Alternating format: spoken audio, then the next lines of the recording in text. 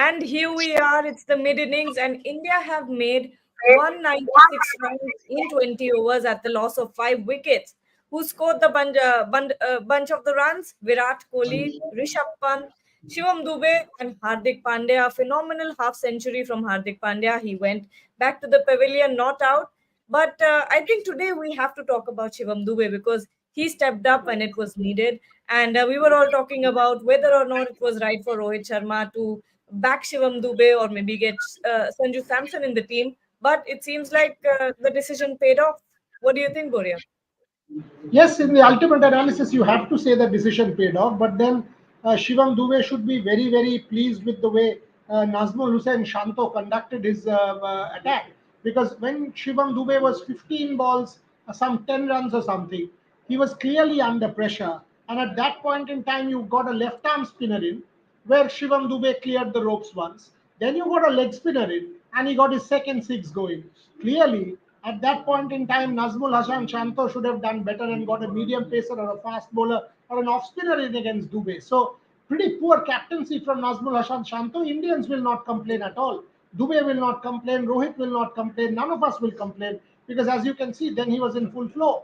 This will give him the confidence. So the Indian think tank will think that they, took the right call. He got a 30 odd, 34 odd in 23 balls, very acceptable. 140 odd strike rate after being 10 or 15 balls. So clearly he got the acceleration in the second half. But as I said, pretty poor captaincy from Nazmul Hassan Shanto. But when we talk about the batting line, Dhruv Mitra has joined us. He's saying Dube finally getting in form before big matches. Absolutely. We hope he continues this form against the bigger teams as well and the semi-final if India goes through. But let's talk about the batting lineup a little bit.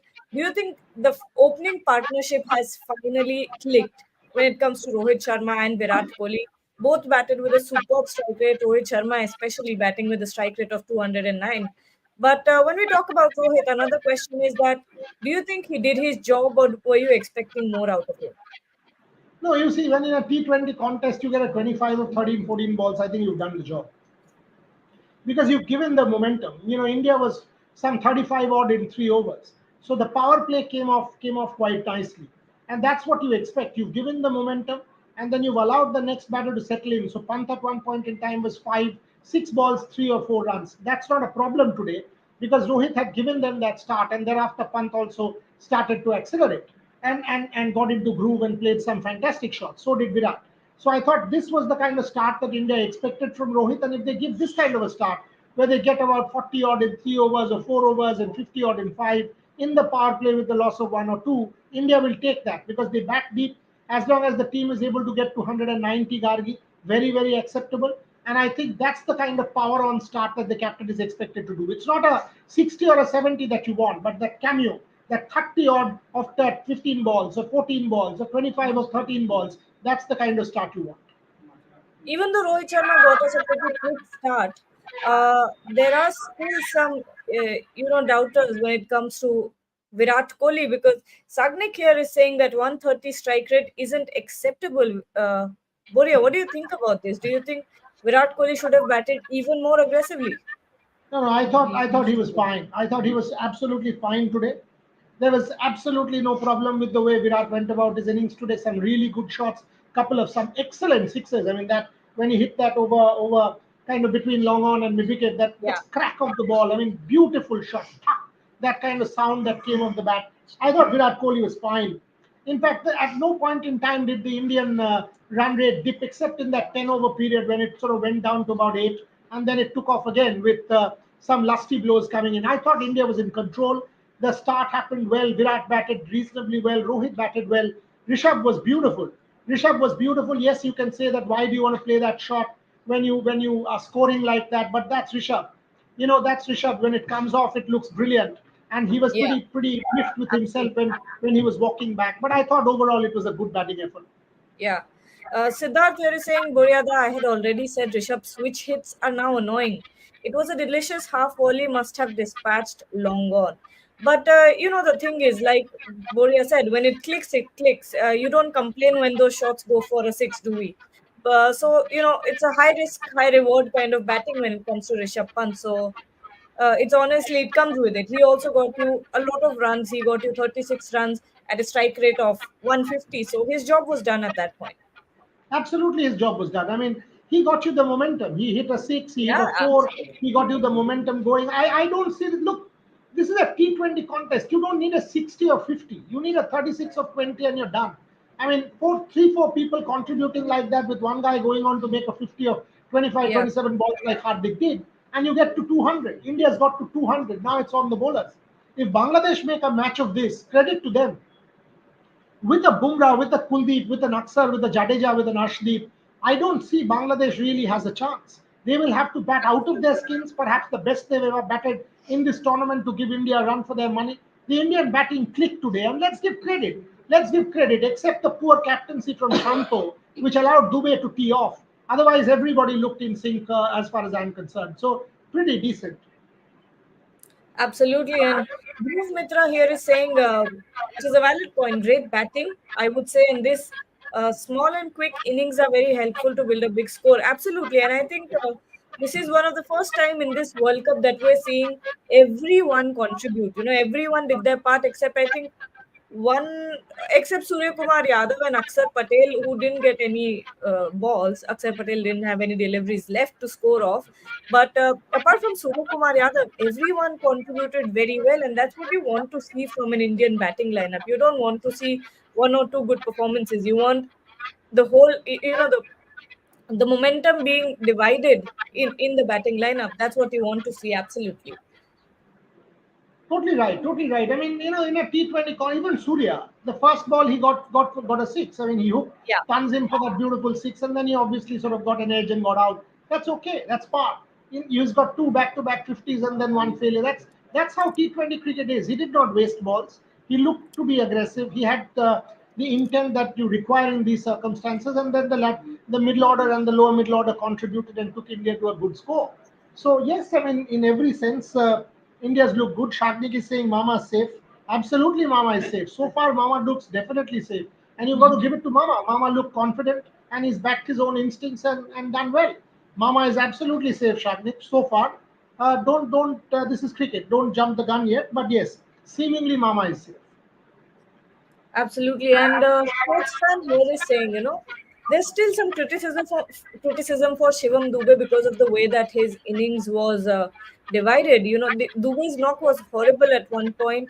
Still not convinced whether he would replicate same hitting against quality bowling attack. No, he That's can't. what I he mean, has to say. based on what we have seen today, no, none of us are convinced, and that is the first point that one said.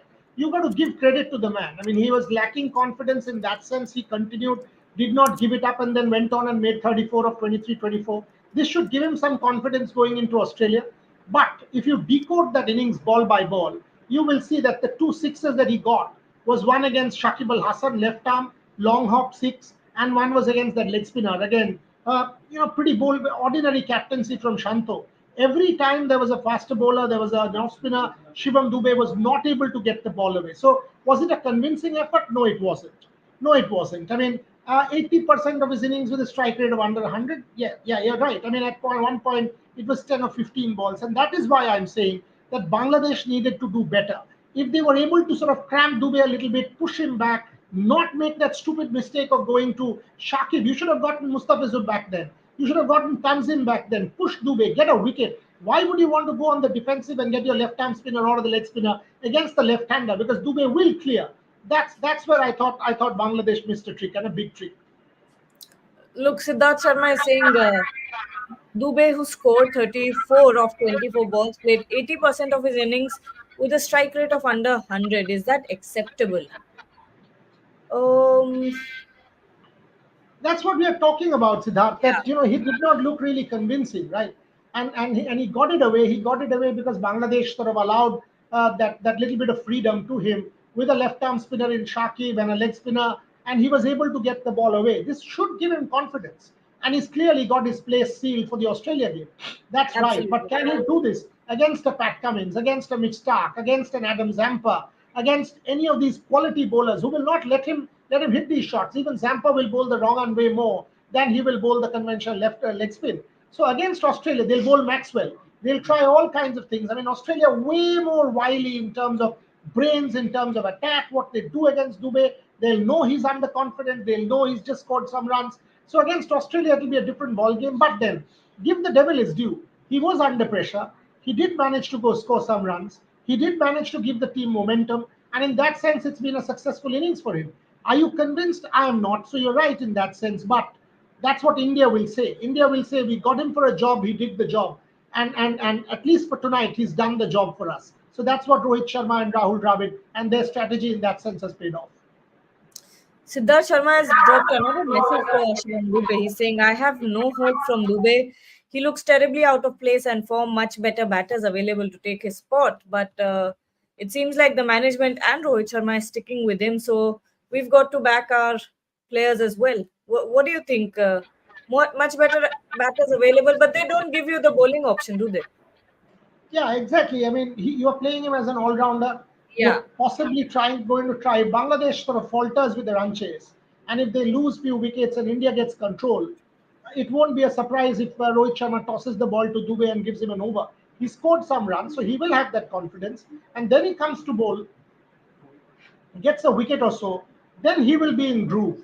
He will be in sync and of course get that much needed sort of mental boost going into the game against Australia. Siddharth, the point is you don't know if you've got better batters. Yes, there is Sanju Samson, and we were advocating for Sanju Samson, but clearly the Indian think tank do not. The Indian think tank wants Dubey to be there. And today you can't fault him. I mean, at the end of the day, your Pant and Dubey got the same strike rate. Yes, you can say if I decode the innings, then he did not look convincing. But ultimately, it's the result that matters. It's winner takes all in sport. And today, Dubey's innings did give India momentum, whether we like it or not. Absolutely, and it seems like the players are entering. Actually, the match has started. But let's take a last couple of comments. Sports fan here is saying something very important. He's saying Hardik's transformation from IPL to World Cup is tremendous. Did not expect. That's a fair point. I've always said that, Gargi. I've always said Hardik is a team player and a World Cup player and a big match player and plays for India. Mumbai, we all know it was a different dressing room. Yep. He was not the top dog in the dressing room as captain. That has impact. Here he's not captaining, so less pressure.